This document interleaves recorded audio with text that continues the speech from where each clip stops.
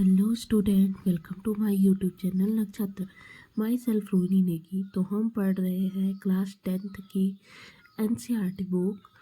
आज इसमें हम पढ़ेंगे chapter number 3, pair of linear equation in two variable. ठीक है, pair of linear equation in two variable क्या होता है? तो a pair of linear equation in two variable refer of two linear equation, जिसमें क्या होंगे, दो लीनियर इक्वेशन होंगे that share the same two variable, और इनमें टू वेरिएबल होंगे जो कि क्या होंगे, दोनों इक्वेशन में सेम होंगे। ठीक है ना। जैसे कि मैंने कोई लीनियर इक्वेशन ले ली 2x + 3y + 6, ठीक है, और सेकंड ले ली 3x + 5y + 7। तो ये दोनों की दोनों इक्वेशन में क्या है, वेरिएबल x और y सेम है। ठीक है, इन्हें बोलते हैं हम linear equation in two variable. Represent and solve by the two method. ठीक है ना। अब जो ये two linear pair of linear equation in two variable है, इसको हम दो तरीके से क्या कर सकते हैं, सॉल्व कर सकते हैं। पहला है ग्राफिकल मेथड और सेकंड है हमारा एल्जेब्रिक मेथड।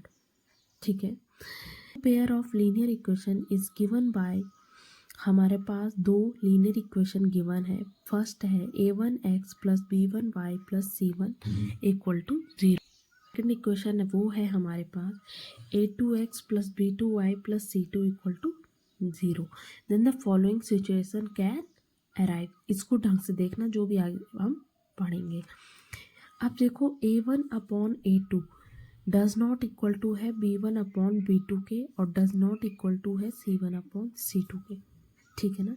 अब इसमें दो कंडीशन आती है, एक ये भी आती है कि a1/a2 does not equal to b1/b2 = c1/c2। ठीक है ना। इन दोनों ही कंडीशन में क्या होगा, जो लाइनें होंगी वो आपस में ग्राफिकल रिप्रेजेंटेशन में अलाइनिंग होती है, और इनका केवल एक सॉल्यूशन होता है। ठीक है ना, एक यूनिक सॉल्यूशन होता है, और इनके सॉल्यूशन को हम बोलते हैं कंसिस्टेंट। क्या बोलते हैं? कंसिस्टेंट बोलते हैं। देखो कुछ इस तरीके से, देखो इस ग्राफ में ये हमारी कोई दूसरी क्या है, लीनियर इक्वेशन है, और ये उसके साथ की दूसरी लीनियर इक्वेशन है। इन दोनों ने इस पॉइंट में क्या किया है, इंटरसेक्ट किया अपने आप को, एक दूसरे को।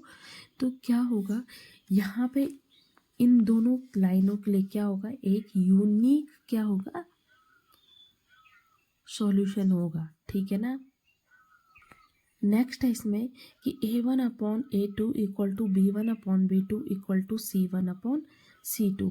इसे बोलते हैं कोइंसिडेंट लाइंस। इसमें कैसी ग्राफिकल रिप्रेजेंट होता है, कोइंसिडेंस लाइन, और इसके इन्फिनाइटली मैनी सॉल्यूशन होते हैं, और ये भी क्या होता है, कंसिस्टेंट होता है।